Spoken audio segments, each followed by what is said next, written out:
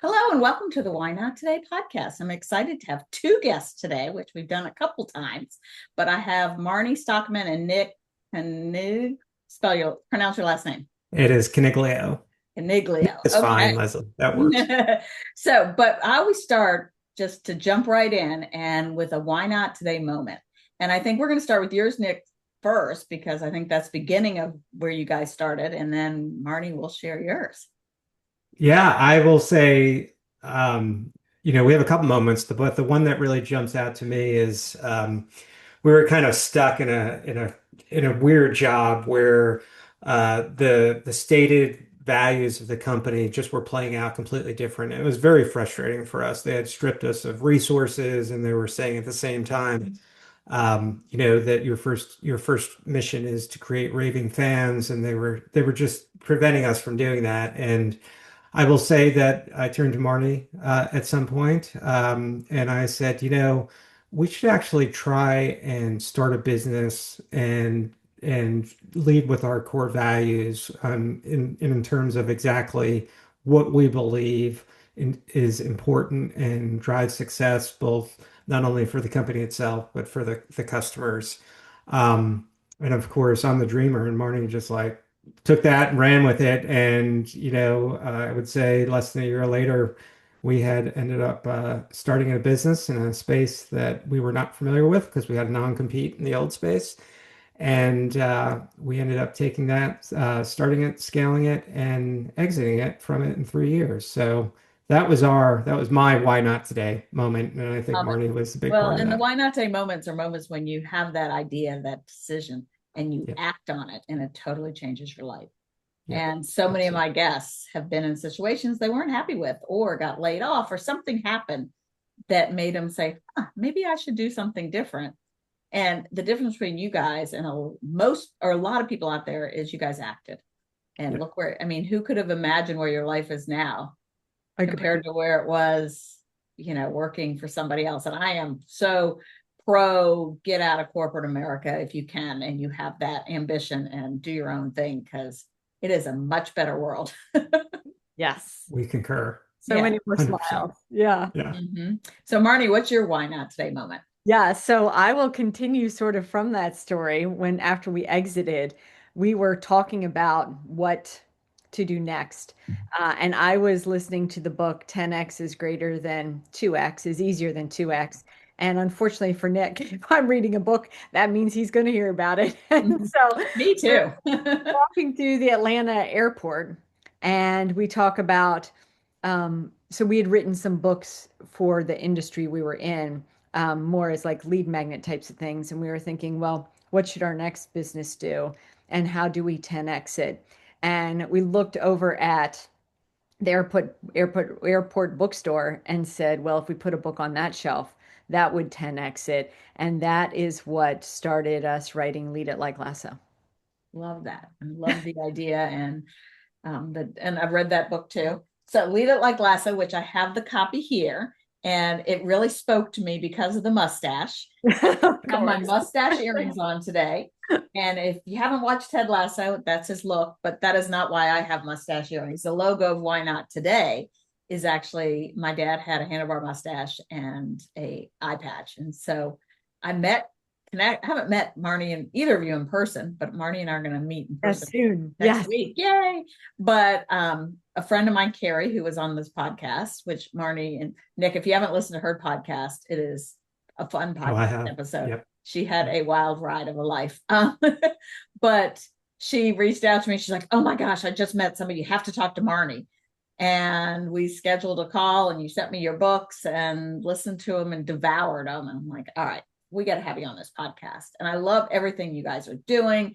And there's an app coming out and all kinds of fun things, which we'll talk about. But before we jump into all that, I always ask my guests, what is your definition of courage? So we're going to start with you, Marnie, since we start with Nick before. I think my definition is doing something even when it's scary. So taking the leap, answering the why not today with yeah, nope, today is the day. That's awesome. How about you, Nick?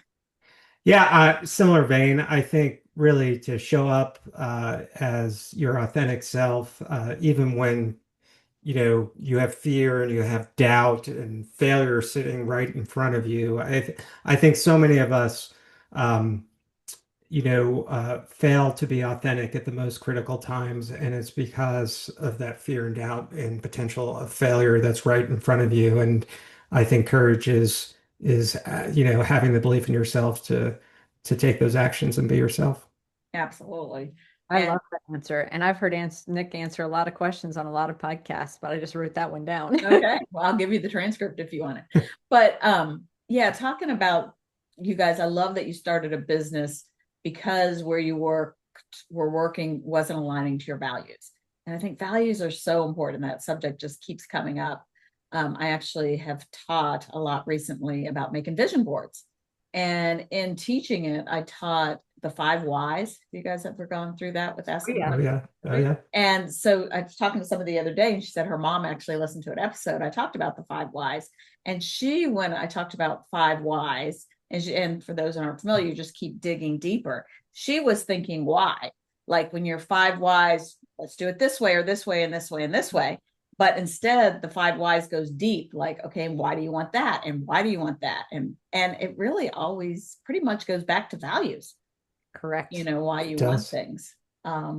So I love both your books and The Business of You. I remember I was listening to it and I kept sending Marnie messages as I was going.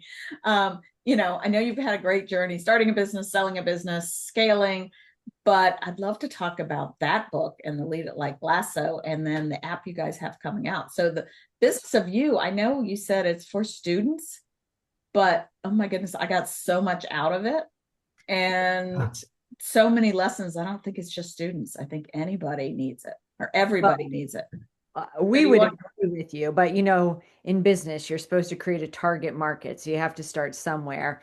Because when it's for everybody, it's for nobody. I But would say your target market, where I would love to help promote it, is, and this is kind of where I'm playing, is new entrepreneurs or people thinking about starting a Yeah. business. I think that's such a great place to start. I've owned my own business, my other business for 31 years and quit my job 26 years ago. So I've been playing in this space, in this sandbox for a long time, as you say. But, networking and a lot of the things you talk about, I've figured out and done, but so many people have no idea. yeah, yeah, it's kind of funny. A friend was changing jobs, and she was going to interview, and so I gave her a copy of the book, and she said, "Ooh, I'm going to get the audio version because my husband's changing jobs, and I have a junior in high school and a senior in high school, and they both need to listen to it. So I'm going to tell them I'm going to listen to it in the car, but really, I want my husband to hear it. I want my kids to hear it." So we've There had you a go. lot of feedback that, and it's interesting. One of the things that we regularly get, regardless of where the person is, like I play pickleball with a lot of people who are retiring and trying to figure out what they want next, students, new entrepreneurs, and one of the most popular things that folks remind us about is the question, would you invest in you? And I think that aligns to your why not today is a lot of people don't feel like they would invest in themselves, which I feel like is sad. But that is Mhm. what makes a lot of people stop and rethink about like, how am I investing in me? How am I investing my time, my resources? Yeah, love that question. And I totally agree. Like you're talking about people thinking about retiring. And I've noticed, I don't know if you've noticed this trend, like we're all over 12 now. So a lot of people we know are getting ready to retire and looking at retirement. People keep asking me. I'm like, no, I just started another business. I'd be bored to tears. But I think there's a lot of because of the age, but I think too, COVID, people are unsettled and they're like, what is next? There's something better than being miserable and Yeah. And I, walking I into a think job. and I think there's a lot of fear and uncertainty. You talked about courage earlier because we don't know what's next in this world that we're living in today. It seems like the whole AI market is putting everything in question what we thought we knew. In terms of predictable job patterns, predictable business opportunities, all of those types of things. And that's really the spirit of our book. We stole this from Adam Grant, but he talked about in Hidden Potential that we're in the midst of a character revolution. Even though AI and automation is all over the place, the reality of it is there is one constant, which is human skills. Your ability to interact with other people, to improve yourself, to understand how to communicate, to surround yourselves with the right people. That is what's going to differentiate you from the masses who are auto applying to everything or just, typing into vibe coding's the thing that right now where they're just typing into a computer and they're creating this newfangled app or something like that. The reality of it is if you don't have the human skills, you're not going to stand out. You're not going to differentiate yourself because technical skills are becoming commoditized. And that's the spirit really of both of our books, Lead It Like Lasso and The Business of You. Yeah, so true. I was listening to something, Oprah, a podcast this morning, and she had Arthur Brooks on, and I guess he's got a new book coming out about living your life and your Mm. life's perfect purpose. And he talked about, we need that human, and AI cannot tell you your purpose and Yep, cannot do those things to make you feel purposeful and want to get up in the morning.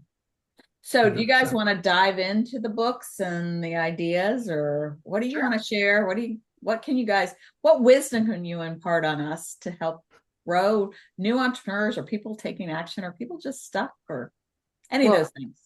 for new entrepreneurs, the business of you is all about running your life like a business because people on the internet all the time say you have to be the CEO of you, you have to be the boss of you. Yeah, well, that also means you're the head of marketing, head of finance, head of sales, head of customer success, etc. And so it's a good primer on some business ideas, but actually how they play out in everyday life. And in the world of personal branding, that's critically important as well. So new entrepreneurs, I think, when they look at the book, they can easily see, especially for a fledgling company, how this isn't just true for the human, but for the business. It is a story. So I think that's important to point out. Whereas Lead It Like Lasso is more of a traditional leadership book, although I can't say it's a traditional leadership book since it starts out with Roy Kent cussing. But uh, but the business of you is a fable. So we And I don't. love that because it's so powerful that I think when you hear stories, you remember them more. Well, 20 times, 22 times more effective is the stat on that. Wow. So that is a story of someone who has just followed the path, didn't create her own path, and therefore doesn't really know where she's heading because she didn't design the path. And she is given a magic mentor, which often happens in those business fables. And that magic mentor gives her an app called Blue.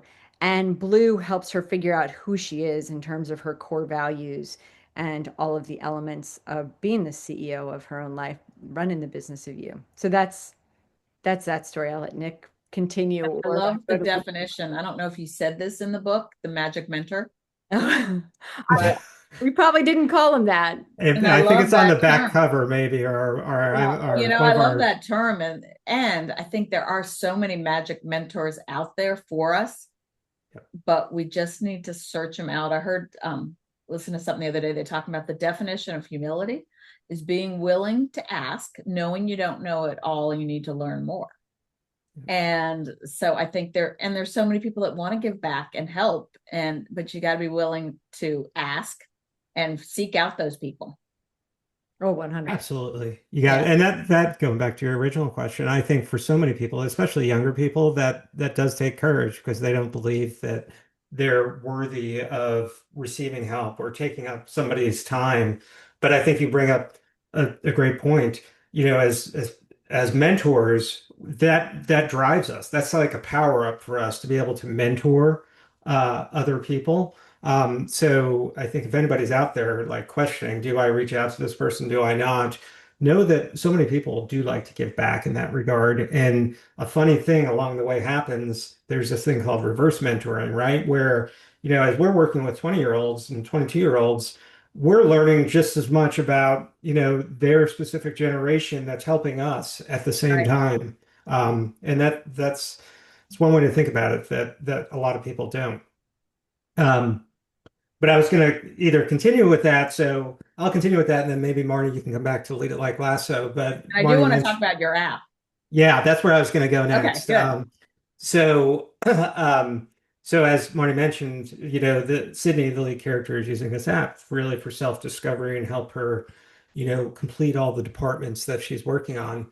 And we are actually building that app as we speak. And it's funny because that's where we were going to start, was building that app. And at an airport somewhere in West Arkansas, I believe we had the crazy idea of saying, instead of just building traditional user requirements, why don't we build it in such a way where it's actually a book and a business fable? And So it that's sounds where that's it what it sounds is. like if you guys need to generate ideas or you feel stuck, that you just need to get into an airport.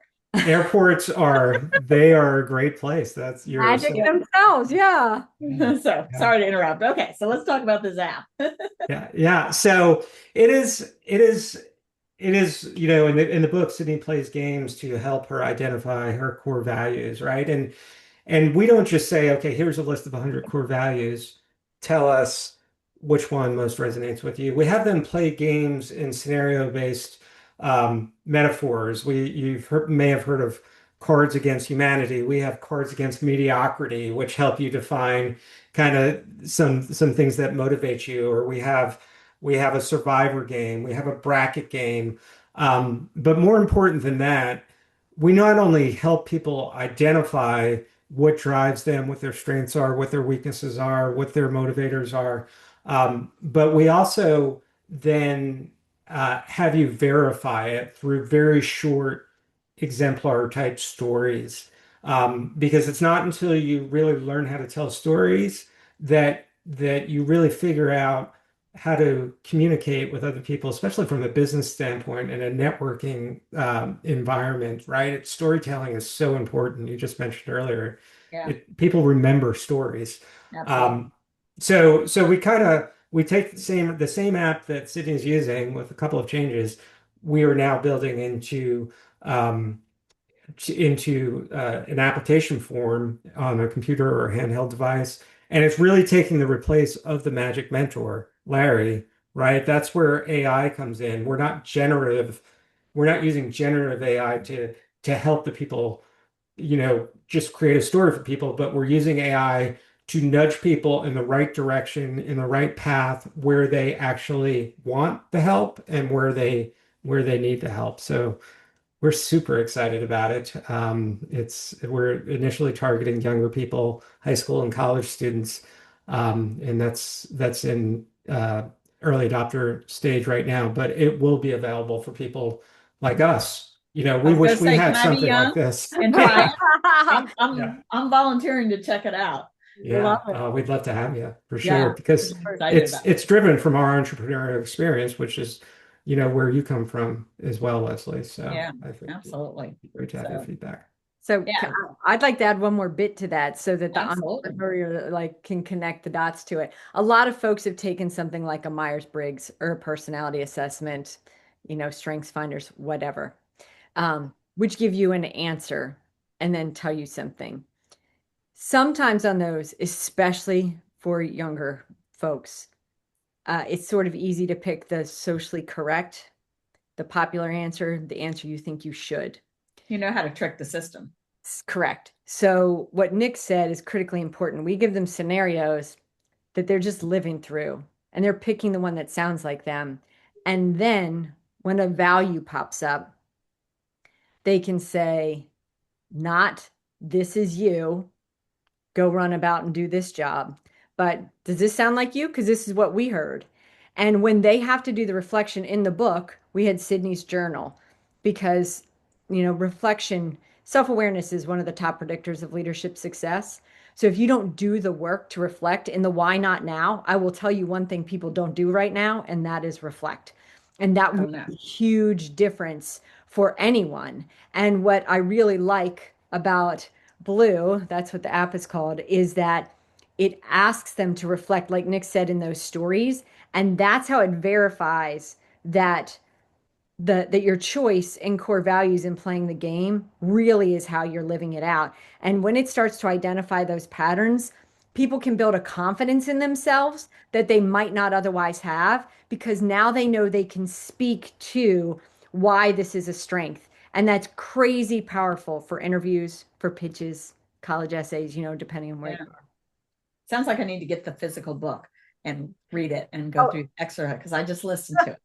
That's next. I'll add it to my list.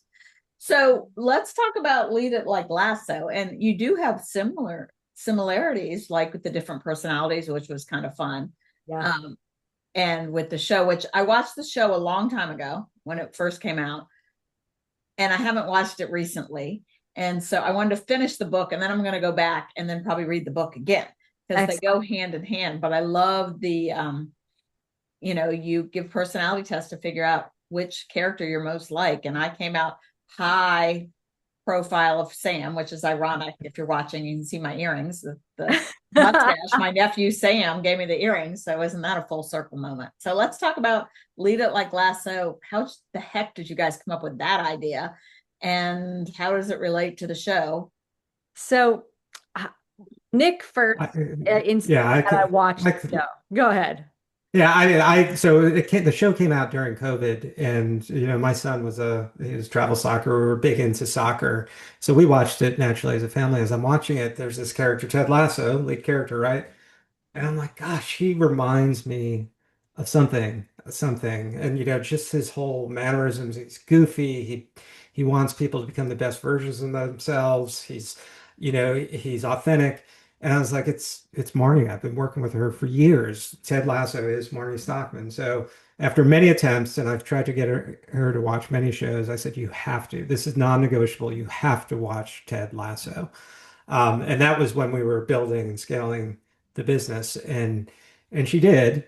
And then I think she saw it right away. And then we ended up selling that business, and we were looking for the next opportunity. But at the same time, we were kept getting asked, okay, you guys were crazy successful in a very quick amount of time during COVID.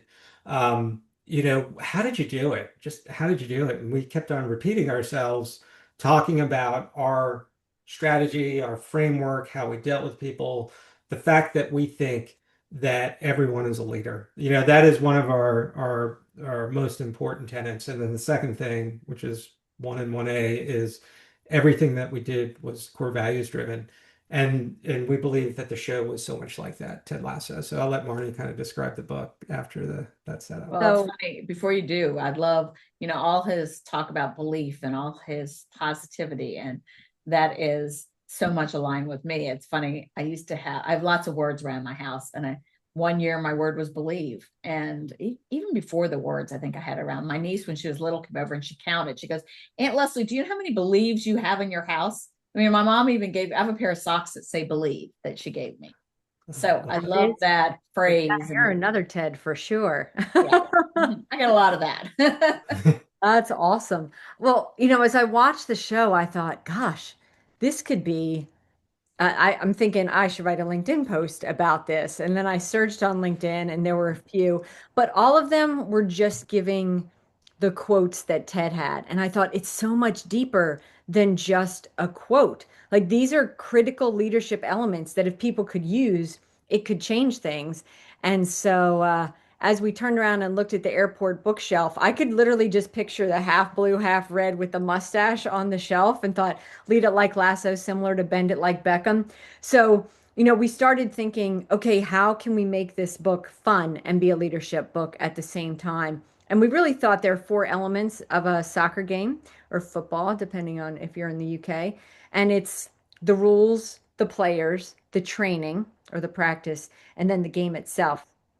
So we broke it up that way. Nick and I have some rules we like to live by every day. We'll defeat the blank page about something that aligns with your why not today, right? Just make something happen. The characters, this was very fun. We took the notion of leadership archetypes and turned it into an assessment so that you could find out you were a Sam. I'm mostly Rebecca with some Ted, so we can all figure out which characters we are in a fun way.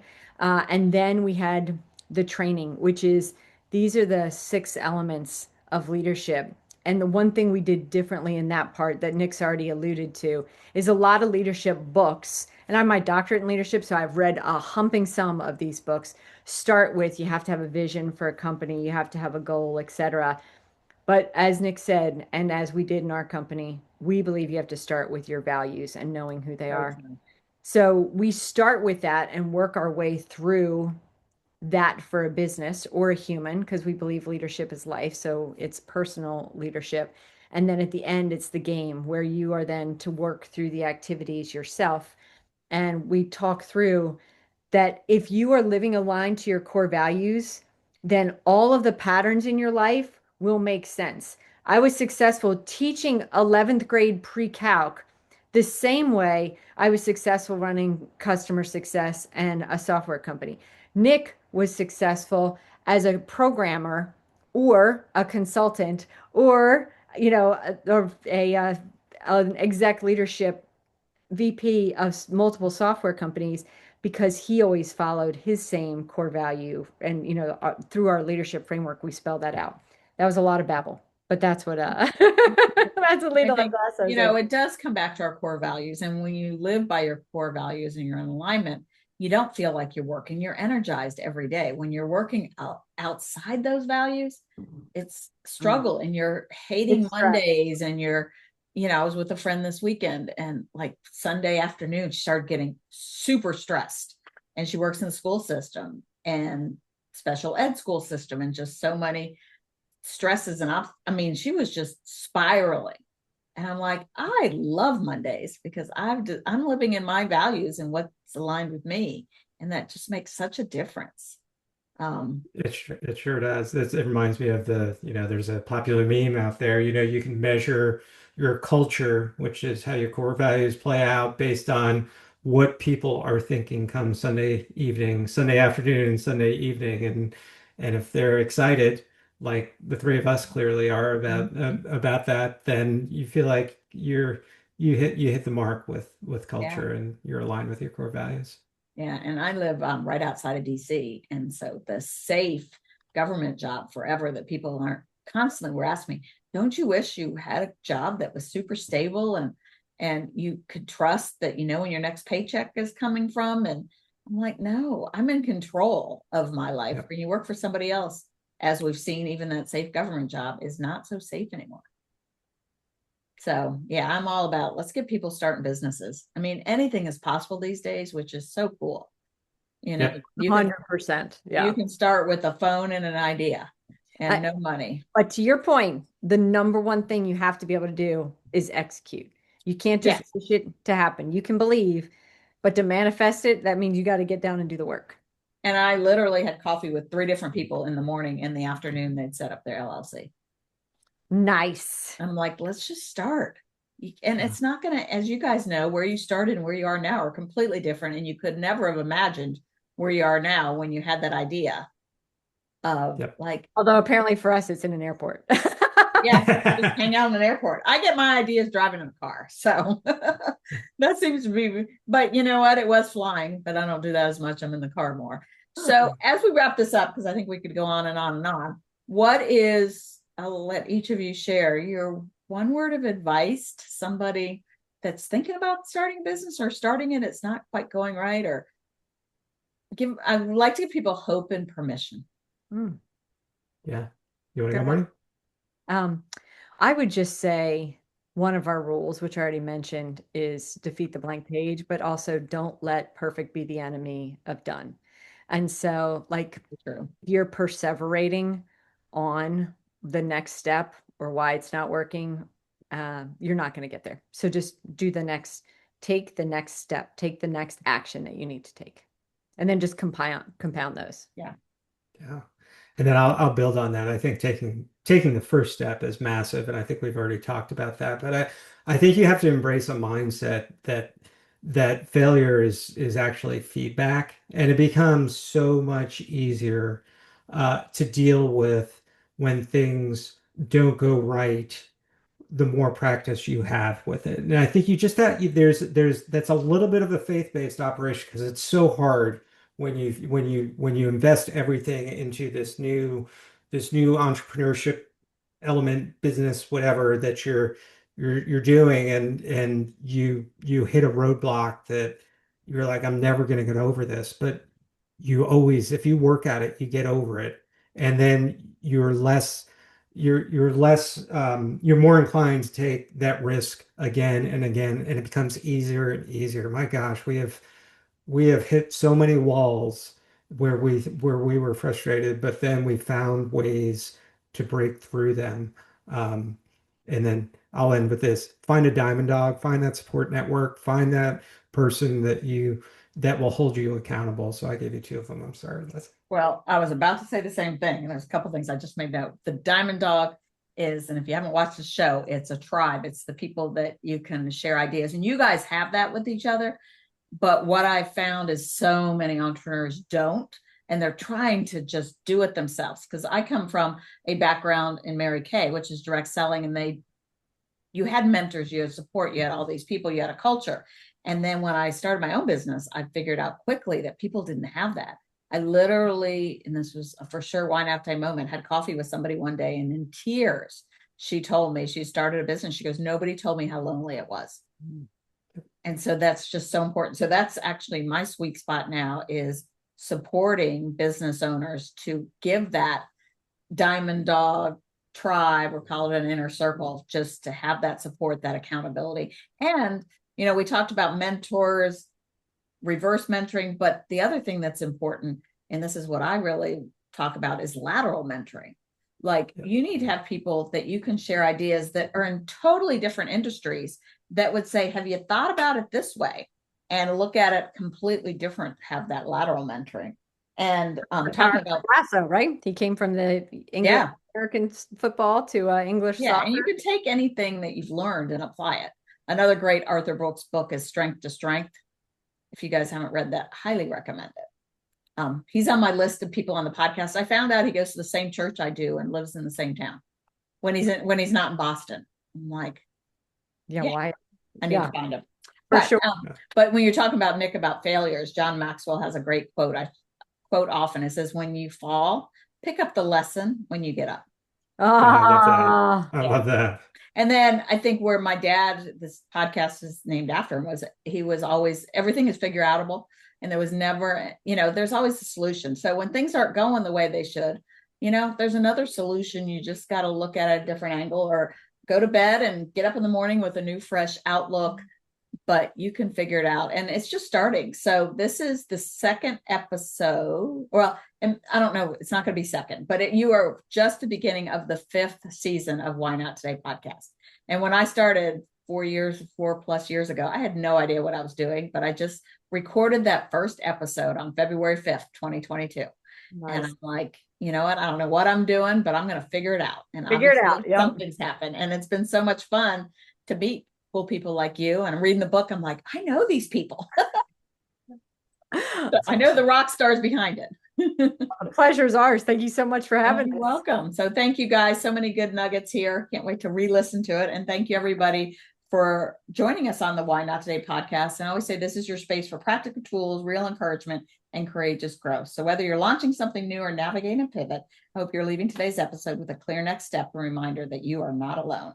If you want any information about Why Not Today, the website is whynotTodayMovement.com, and check out the inner circle or anything I'm doing. And then I always share that this podcast is your bridge from inspiration to action, and I'm here with you every step of the way. So thanks again. And remember, say, why not today? Thanks, guys. Thanks, Leslie. Bye.